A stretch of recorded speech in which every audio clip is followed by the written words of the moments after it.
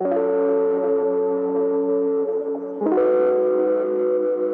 Aries, thank you for joining me. I'm Anushka and this is your May 2017 astrology forecast. So we've got two really exciting things that are happening this month. We've got Saturn trining Uranus on the 19th, which is really amazing energy. This is innovative, this is, real change agent energy, which speaks to liberation and positive transformation without rocking the boat too much. Sorry about that. At the same time, we've also got the North Node moving into Leo, which actually creates a really nice grand fire trine with Saturn and Uranus. So I'll go on to talk about those, but these will definitely be affecting you because these are in fire signs, and you are a fire sign. So now on to the dates. So on the 3rd, we've got Mercury going direct in your sign. So where you might have been thinking things through quite a bit, taking your time with decision making, perhaps there's been a bit of cloudy communication and some delays. Now Mercury goes direct in your sign, so this is a better time to start acting on things that you've been thinking about. This is a better time to move forward with any plans that you've had. Hopefully you've done some clearing out, some spring cleaning, and so now you can start moving ahead with your goals. Just be aware of, not being too rash in your decisions. Because your sign, it's a fire sign, it can be about impulsivity and acting quite quickly, so just make sure that you're not kind of acting too fast on things. I know what your Aries can be like, you're so kind of full of get up and go, but Mercury's direct, so that's a really nice kind of good bit of news for all of us, so we can all start to move forwards with our plans. On the 9th, we've got Sun, which is in Taurus in your 2nd house, and that's trining Pluto in Capricorn, your 10th house there. So this is really nice, transformative, this is powerful energy, and this will be related to work and finances. And you might be able to put some plans into action to make some big changes in terms of what you're doing. There might be some support from a higher up, there could be some changes in the work environment that are beneficial to you on a financial level or in terms of your resources, so that's quite a positive day for you. On the 10th is when the North Node actually goes into Leo. So with the North Node moving from Virgo into Leo, this is moving into your house of fun and creativity and self-expression. For all of us, this North Node shift is going to bring about a lot more creativity. We're going to start feeling more expressive. We're going to start spending more time doing the things that we love. Our downtime is going to become more important to us. Your children, time with your children, hobbies, anything that just revolves around fun and even romance. You might be feeling a lot more flirtatious, but the North Node is asking us to start connecting with our heart center again and start enjoying life again. Where it was in Virgo, you're probably giving a lot of yourself to a certain extent. It was very service focused for you, and it was about the kind of the nitty gritty, the kind of more nitpicking aspects of life. But now it's about moving into fun, starting to enjoy yourself. So for you, your growth is in a really lovely area. So this is really nice. With the South Node in Aquarius, we're being asked to leave behind any feelings of emotional detachment or rebelliousness just for the sake of it, and to actually start connecting with that heart center. As we've got Jupiter in Libra, this is a highly creative time for all of us. So this is time for you to just start enjoying things. If you've been working really hard over the past year and a half and giving a lot of yourself, you might start now feeling like things are easing up a little bit, and you can stop and smell the roses a bit more, spend time with your children, spend time doing things you love, spend time with your family, and you might and just enjoying life more, which is lovely. Also on the 10th, we have a full moon in Scorpio, and so this is of course in your 8th house. And this is a very sexy full moon, this is a very sensual full moon. It's quite intense, it's quite healing. If there is anything that has been going on that you feel has been like, I don't know, like it could be any maybe limiting beliefs about yourself, it could be any kind of, you might have been looking at how your thinking affects, how effective you are in the world, your own self-talk, that kind of thing. This could be a great time to heal that. So it could kind of shine a light on that to a certain extent, and bring about anything that's hidden in terms of self-defeating behaviour, which perhaps you could, you could heal during this full moon. At the same time, there's another side to this, because it's Scorpio, it's quite sensual, it's quite kind of sexy, it could be a very kind of heated and intimate time with your partner. It could also bring to the forefront any issues of jealousy or power struggles or anything like that. So that's something to be aware of. But it's a very healing full moon, quite a powerful full moon as well. On the 12th, we have Mars, and that's in your 3rd house. And that's trining Jupiter in your 7th house. So you might be feeling quite a lot of support and be feeling quite driven to work in partnership, whether it be in business, whether it be in a romantic sense, or neither, just working in harmony with others. This could be a great day for harmonious cooperation. You might be feeling quite driven to give a lot of yourself.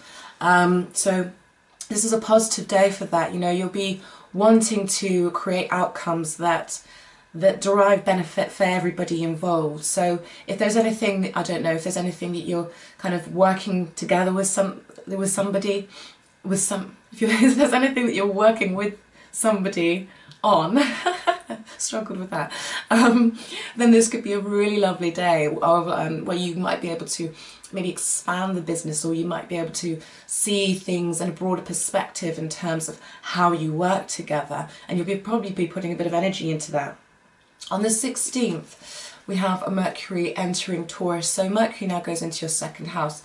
So you're going to be thinking more about resources, about finances, about your resources, your finances, and probably kind of thinking about what you can do to maybe change things up, to streamline things in terms of your resources. Taurus is earth energy, so you're likely to take your time. You're probably going to look at all the different options when it comes to anything that's related to your resources, and just make sure you get all the relevant information. But then once you make a decision, then you'll be pretty set, and that's great because Mercury is direct. So whatever decision that you make in terms of your resources, there should be quite beneficial, and it should be based in kind of good ground. On the 25th, I've skipped right ahead, I didn't mean to do that. Okay, so on the 19th, that's when Saturn in Sagittarius trines Uranus in Aries, and so Saturn has been loosely trining Uranus all year. We had the exact dates are the 24th of December 2016, it was a direct trine, and the 19th of May 2017, and then the 11th of November this year as well. So this is when Saturn and Uranus are going to be directly trining one another, and this is really great energy for all of us.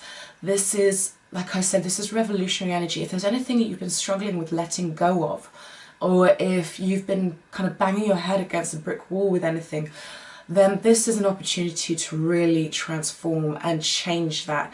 And this is, this is positive change. This is being able to blend the old with the new. It's being able to try new things without rocking the boat too much. You're able to kind of see what's worked in your life and keep that, but yet implement change that might be quite brave and quite bold. Because usually, you think of Saturn, which is rules, regulations, it's structure and boundaries, and Uranus is very much erratic, and it can be the unexpected. It's revolutionary. And so these two together almost seems quite contradictory, but actually the blending of this energy makes for really positive reform on a grand scale socially, but also on a personal scale for all of us. So for you, Saturn's in your 9th house and Uranus is in your sign. So is there something about the way you've been doing things that can really transform? Is there something that ultimately is about transforming how you see yourself, perhaps? Maybe there's something you've been wanting to go for, and you've always felt a little bit hesitant about doing it, or maybe you didn't feel like, you know, you knew enough, or maybe you didn't feel like you just didn't feel quite brave enough. Now you're being offered the opportunity to, you don't have to kind of sacrifice everything in order to try something new. You're being offered the opportunity to try something new, to branch out, to maybe go for this dream, whatever it might be, whilst also maintaining that which you have built that is, you know, that is of value to you. So in that sense, it's really good. You know, Saturn is there in your 9th house, which is travel and long-term goals. It's higher education and learning. So if there's anything that you want to integrate, maybe you want to move somewhere else, maybe you're looking to learn something else, you're looking to broaden your horizons on some level, you're looking to grow, then this is positively supported, and it's going to affect you. It really is going to affect how you see yourself, you know. So you'll probably be going through a shift in terms of how you see yourself over the course of this year, and feeling quite liberated as a result. It could be to do with your body, you know, it could be that you've had certain views or beliefs, you know, which is the 9th house. You know, the 9th house tends to be kind of our more higher philosophical views and beliefs, but you know, sometimes we don't realise we hold these beliefs that hold us back. So it could be that beliefs that you've held have shaped how you've seen yourself, and now you're starting to see that actually they're outworn, they're not who you are anymore. So there might be something there which can, you know, which can really kind of set you free. It's about bringing order out of the chaos. On May the 20th then, the Sun goes into Gemini, into your 3rd house. So this shines a spotlight, onto communication, onto short distance travel, onto siblings, neighbours. So this will see you probably quite busy. It'll see you communicating a lot. Let's see you kind of, you know, getting around and probably having quite a bit on your plate. On the 25th is when we have the new moon in Gemini. So the new moon here, once again in your 3rd house, this is, you know, you're looking at communication. You might kind of start, this might be a great time to start making some changes in terms of, you know, just little things, just in terms of organizational things. You might want to make some changes there. You might want to try something new. Like I said, this is really supported because we've got Uranus trining Saturn. So you might want to try something new. You might be feeling quite daring. You know, Gemini is daring, it's curious energy. So this new moon might see you kind of thinking, oh, I'm going to branch out, I'm going to try this new thing that I've never done before. Maybe it could be just a hobby, you know, with the North Node in Leo there. It could be that you want to try a new hobby that you've never done before. So this brings a spotlight to that area of your life there. Right, and then we have, also on the same day, we've got Venus squaring Pluto in Capricorn. So Venus is in your sign, and squaring Pluto in that 10th house of yours. So this can be a bit of an intense day as well. So just be aware of that. I would, if I were you, I would channel your energy into trying something new, even if it's just picking up a book or a genre of book that you've never read before, or gaining some information on something that you've never really looked into before. You know, Gemini is all about information. I would put your energy more into that, because this Venus square Pluto, this can be energy that is slightly manipulative. This can be a bit of power struggle. This can be almost like going on a charm offensive to try and get your way. You know, someone could be doing it to you, or you could be doing that to somebody. So try and avoid that if possible. Instead, pour the energy into trying something different, or into kind of, I think you're going to be fairly information hungry at this point anyway, because the Sun is there. So I would put your energies there, but just be aware of any kind of manipulation or power struggles that might be appealing to, you know, that might be appealing to like like your sense of flattery, that kind of thing. It could be something to do with finances as well, you know, because Pluto's there in your 10th house. It could be something to do with finances, career related. And there might just be something that comes up and you realise you need to kind of course correct somehow.